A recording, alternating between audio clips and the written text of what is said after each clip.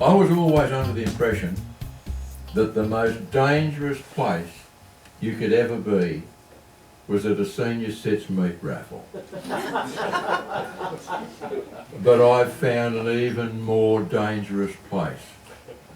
A senior sets Christmas party.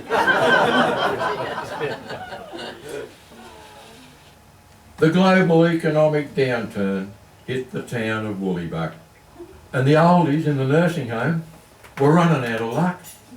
The management cut staff and food, and then on top of that, their Christmas party had been cancelled. Everyone felt pretty flat.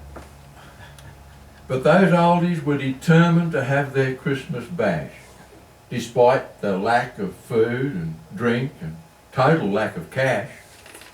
They started squirreling food away, as sneaky as could be, and they planned to make themselves a great big pot of herbal tea.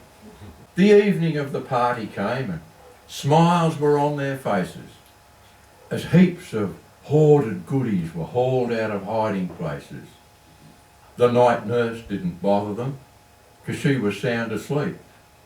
They slipped some pills into her tea and she didn't make a peep. Those nice young folk next door are growing herbs in their back shed. I'm sure they'd let us pick some for the herbal tea, they said. There was no one home next door, but they thought it won't be a drama. They didn't know those herbs were hydroponic marijuana. They picked a great big bunch and chopped them up and made a brew. And those oldies got stuck into it. They didn't have a clue. That herbal tea was popular. They couldn't get enough. So they went next door and got more herbs and made heaps of the stuff. Well, those oldies started feeling good and put some music on. But all those hoarded goodies were very quickly gone. Jono said, "We need to get some grog and more to eat."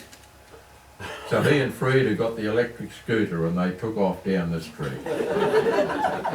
They reached the hotel drive-through and skidded to a stop, and those two thirsty, spaced-out oldies hit the bottle shop. They loaded up with chips and grog, some Coke and Bundy rum. The barman told them, $80. They said, "In your bum."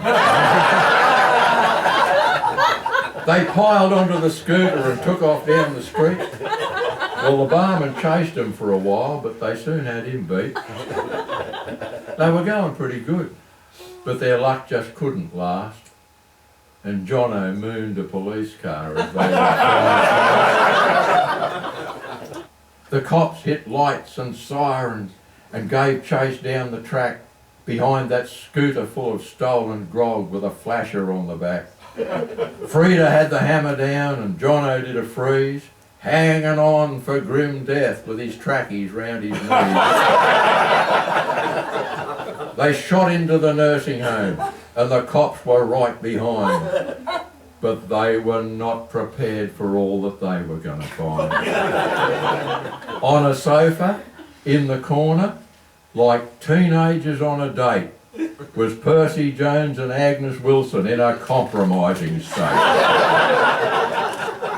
There were 30 tripped out oldies on the floor with creaking bones, leaping round stark naked, dancing to the Rolling Stones. Some of them had passed out and lay snoring where they fell, and all that white and wobbly flesh was like a scene from hell. The cops tried to restore order, but those oldies wouldn't hear. They thought the cops were party strippers and started ripping off their gear. Those lawmen were outnumbered, and they quickly had enough, with naked grannies screeching, "Take it off and strut your stuff."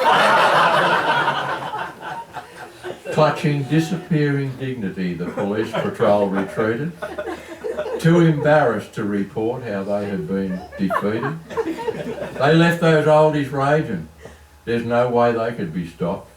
They ate the chips and drank the grog and partied till they dropped. Well, the nursing staff arrived next day and put them all to bed. And fearing an investigation, nothing more was said. But the thought of naked grannies still fill those cops with fear. And they both get kind of twitchy if an oldie gets too near. The oldies all recovered from their wild and drunken fling. They all slept for a week. Can't remember anything. But the nursing home is well prepared for next year's celebration.